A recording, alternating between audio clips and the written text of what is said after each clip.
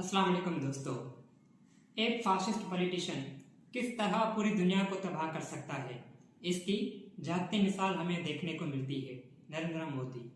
Recently 22 अप्रैल 2025 पहलगाम में होने वाला वाकया, जिसमें 26 अफराद को मजहब के नाम पर कत्ल किया गया। इंडिया ने पाकिस्तान को इसका जिम्मेदार ठहराते हुए कहा, हम इसका बदला लेकर रहेंगे।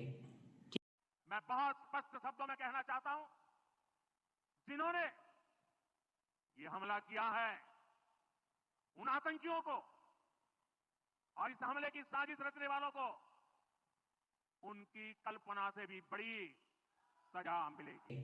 ठीक उसके 2 हफ्ते बाद 7 मई को इंडिया ने 26 ड्रोन और 9 मिसाइल से पाकिस्तान पर हमलावर हुआ। जवाबी कार्रवाई में पाकिस्तान ने उनके तमाम ड्रोन्स को नाकाम बनाया और उनके 5 तैयारे गिरा दिए। आए पाकिस्तान और इंडिया की इस कशमकश जंग में इसके पीछे एक खतरनाक नजरिए को समझते हैं। वो नजरिया कोई और नहीं, फाशिज्म का है। फाशिज्म एक ऐसा नजरिया है जिसमें रियासत की तमाम कुव्वतें, ताकतें एक फर्द या एक जमात से मुंसलिक हो जाती हैं। फाशिज्म एक सियासी आइडिया नहीं, बल्कि एक नफसियाती बीमारी है। ये नजरिया कौम परस्ती को उस हद तक ले जाता है कि मुखालिफ सोच रखने वाले यानी अक़लियतें और आवाज उठाने वाले सहाफ़ी को गद्दार कहलाते हैं। 1900 के दौर में एडोल्फ हिटलर और मसलोनी ने यह नजरिया अपनाया, लेकिन आज 2 कौमों ने इस नजरिए को अपनाया हुआ है। 2014 में इंडिया में एक तब्दीली देखी गई।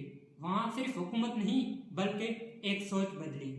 जिस तरह पीटीआई ने पाकिस्तान में रियासत मदीना का ख्वाब दिखाया, इसी तरह इंडिया में बीजेपी ने हिंदुत्व को रियासत का एक हिस्सा बनाया।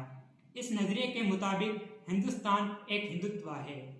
बाबरी मस्जिद एनआरसी और सीएए के मुताबिक, कानून के मुताबिक नहीं, बल्कि एक फाशिस्ट के बयाने में थे। पूरी दुनिया अपने तकनीक का विस्तार कर रही है, तो आप कब्र खोदने में लगे हुए हैं, मस्जिद के अंदर मंदिर खोदने में लगे हुए हैं। पूरी दुनिया जब आगे बढ़ रही है विकास की ओर, तो आप देश में नफरत फैलाने में लगे हुए हैं। 2025 की इस जंग में इंडिया ने सिंदूर ऑपरेशन किया और पाकिस्तान ने बनियानुल मरसूस ऑपरेशन किया। इस जंग में दो तरफा को सिर्फ जानी नुकसान नहीं, बल्कि माली और मईशी नुकसान भी होता है। अगर पाकिस्तान और इंडिया को जंग करनी है तो मैदान में नहीं, बल्कि साइंस में जंग करें। अगर इनको जंग करनी है तो आईटी में जंग करें। अगर इनको जंग करनी है तो स्पेस साइंस में जंग करें। हम जंग को पसंद नहीं करते। जंग हमेशा बर्बादी लाती है। जंग में फाशिज्म का फायदा होता है। जंग में सवाल नहीं पूछे जाते। जंग में मीडिया हुकूमत की हो जाती है। इसीलिए जंग किसी दहशतगर्दी का रद्द-ए-अमल नहीं, बल्कि सियासी का एक स्क्रिप्ट का हिस्सा है, जिसका मकसद इंतखाबात, मईशत और अंदरूनी मसाइल से तवज्जो हटाना है। आखिर कब तक हम कौम परस्ती के नशे में इंसानियत का खात्मा करते रहेंगे? आखिर कब हम ये समझेंगे कि अमन कमजोरी नहीं, बल्कि दानिशमंदी की निशानी है? So please no war.